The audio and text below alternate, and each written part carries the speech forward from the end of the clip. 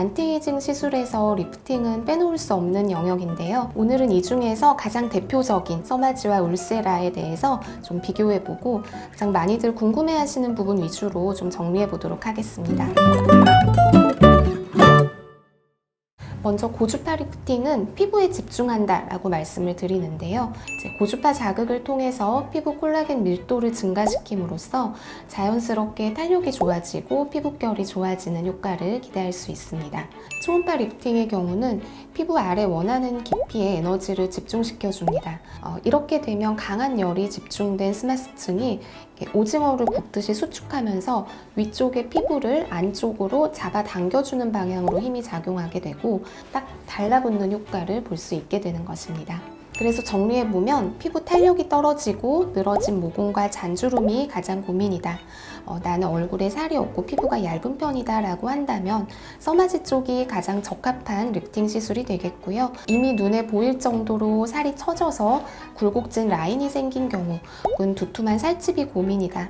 좀 작고 갸름한 얼굴을 원하는 경우라면 울세라가 가장 좋은 방법이 되겠습니다. 하지만 대부분 어느 정도 노화가 진행된 경우에 또 관리를 처음 시작하는 경우라면 당연히 피부 탄력도 떨어지고 또 팔자 위쪽이나 입가 심부볼 쪽은 처져 있고 턱라인도 좀 무너져 있는 좀 복합적으로 문제가 나타나는 경우가 대부분일 텐데요. 이런 경우에는 바로 울세라와 서마지를 동시에 시술하는 울서마지 시술이 가능하겠습니다.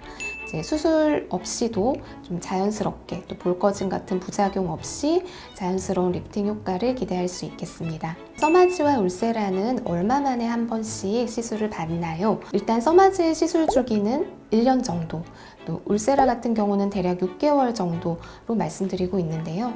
대략 평균이라고 말씀드리는 이유는 개인차가 있기 때문입니다.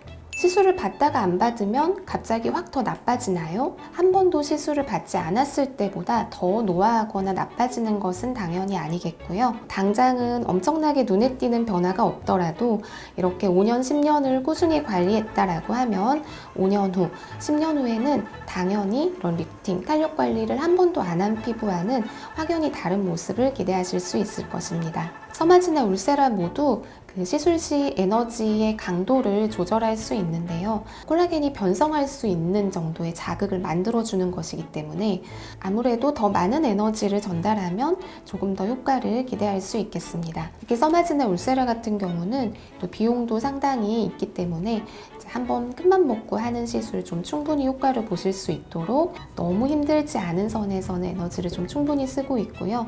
같이 하면 좋은 시술, 아무래도 열이 전달되는 시술이다 보니까 하루 이틀 정도는 좀 건조함을 느끼실 수가 있는데요. 리쥬란이 같이 들어가게 되면 직후에 건조함을 좀 잡아주는 효과가 있고 또 리쥬란 자체가 서마지의 자극으로 콜라겐을 재생하는 데 있어서 재료 물질로 작용할 수 있기 때문에 굉장히 시너지가 좋은 시술이 되겠습니다.